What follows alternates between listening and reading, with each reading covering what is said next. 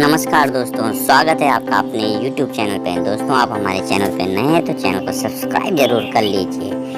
शिमला में हजारों आउटसोर्स कर्मचारी अपनी मांगों को लेकर आज एकत्रित हुए।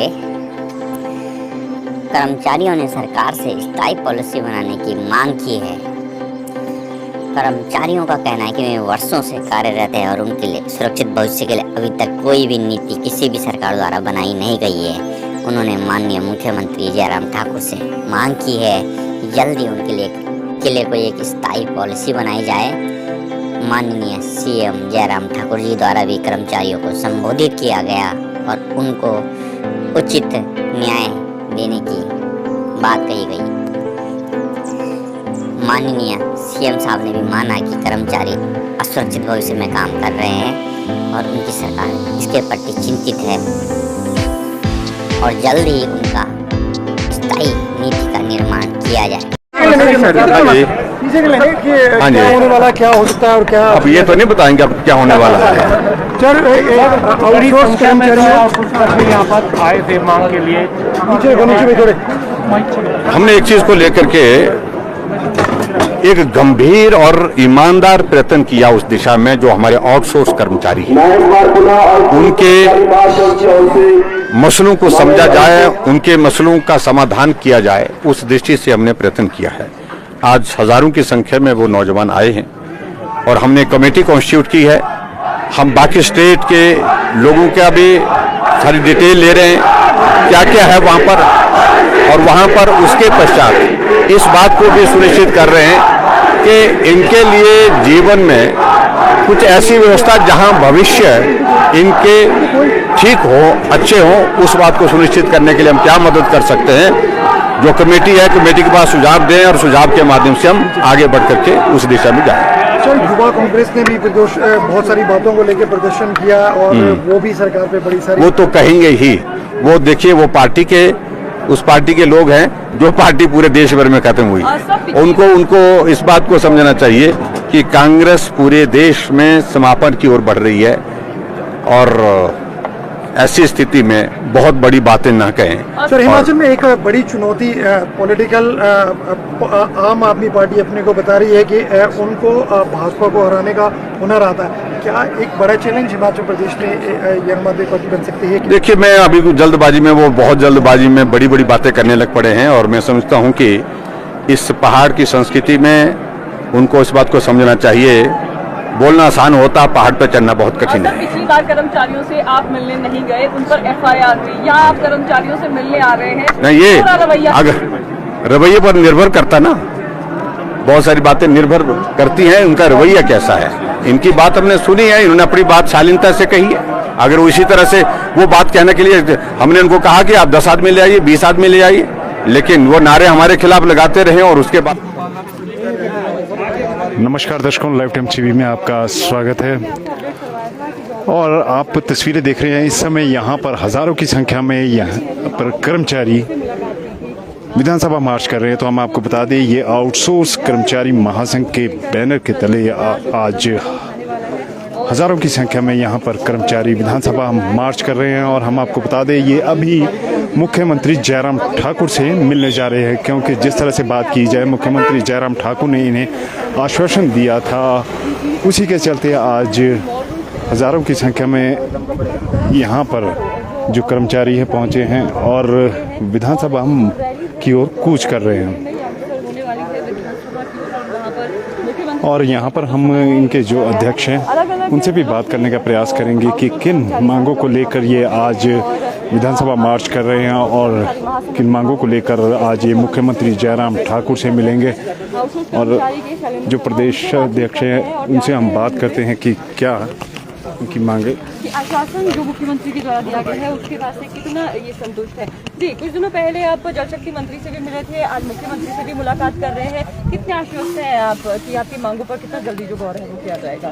जी देखिए मैडम, जो हमारी आउटसोर्स कर्मचारियों के लिए जो नीति निर्धारण करने के लिए जो मंत्रिमंडल की उपसमिति का गठन हुआ है, एक तो मैं मानता हूँ कि महासंघ का, आउटसोर्स कर्मचारी महासंघ का एक सौभाग्य है कि उन्होंने अपनी अध्यक्षता के अंदर महासंघ के प्रदेश कार्यकारिणी को वहां पर मिलने का समय प्रदान किया। और कहीं ना कहीं जो महेंद्र सिंह ठाकुर जी कमेटी के अध्यक्ष हैं, तो जो उनके बारे में एक मत है हमारे कर्मचारियों का कि वो अपनी बातों पर, आपने भी देखा होगा कि हमेशा ही अडिग रहते हैं, और उन्होंने हमारे महासंघ के साथ जो एक महत्वपूर्ण वादा अपनी अध्यक्षता के अंदर मुख्यमंत्री जी से मिलवाने का किया था, वो निश्चित तौर पर उन्होंने पूरा किया है। और जो दूसरा वादा उन्होंने महासंघ के साथ किया था, हम आशा करते हैं, पूर्णतः आशा करते हैं कि वो भी वे शीघ्र एक समय सीमा के अंदर उसको पूरा करेंगे। उन्होंने हमें आश्वस्त किया था महासंघ को कि वे शीघ्र ही आउटसोर्स कर्मचारियों के लिए एक नीति लेकर के आएंगे, और उसके बाद आप लोग एक सम्मान समारोह आयोजित उसके बाद निश्चित तौर पर हमारे लिए कर सकते हैं, जिसके ऊपर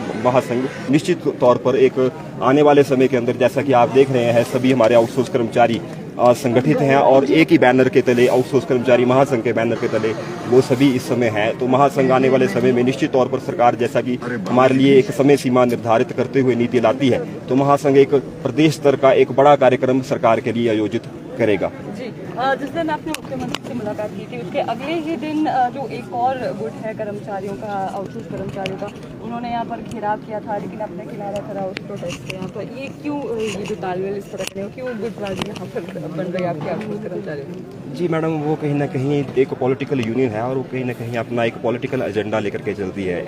इसमें मैं अपना मत स्पष्ट करना चाहूँगा कि हमारी एक आउटसोर्स कर्मचारियों की अपनी इंडिपेंडेंट यूनियन है, आउटसोर्स कर्मचारी महासंघ है।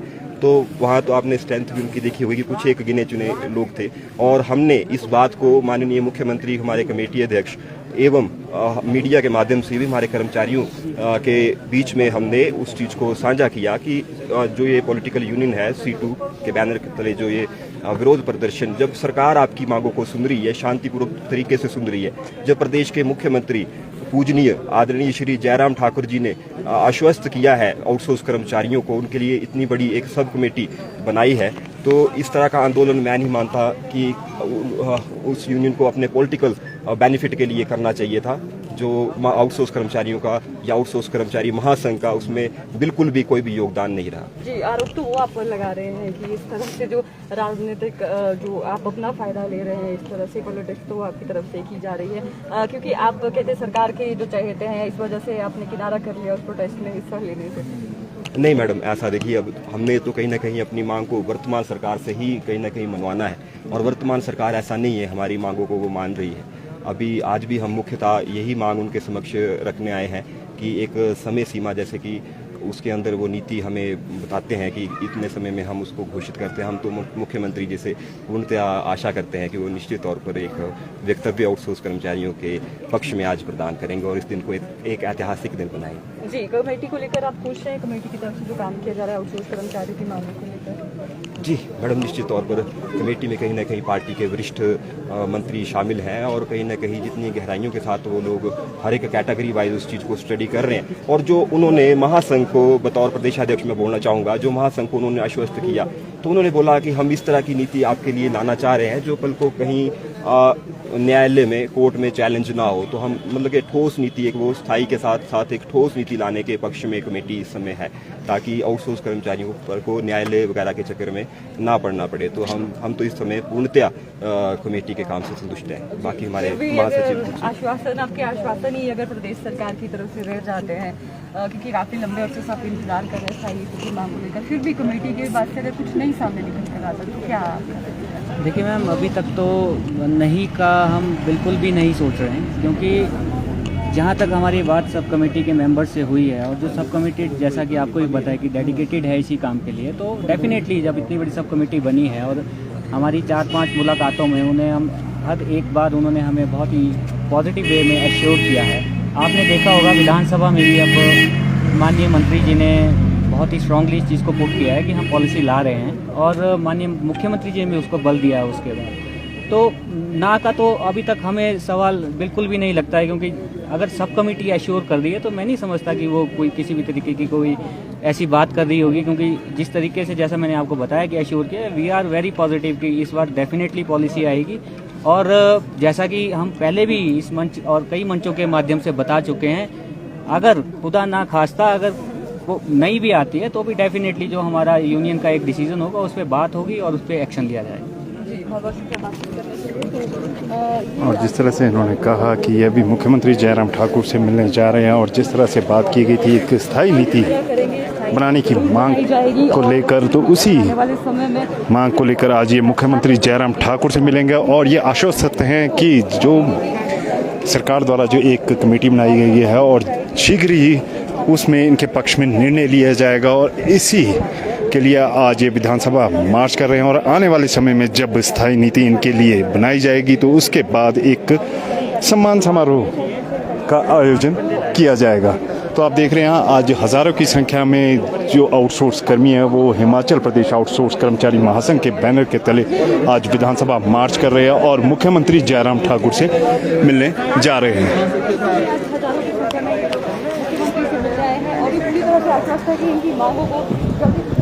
और दर्शकों अभी इस लाइव स्ट्रीम में इतना ही, फिर मिलेंगे हम नई खबर नई जानकारी के साथ। तब तक के लिए धन्यवाद।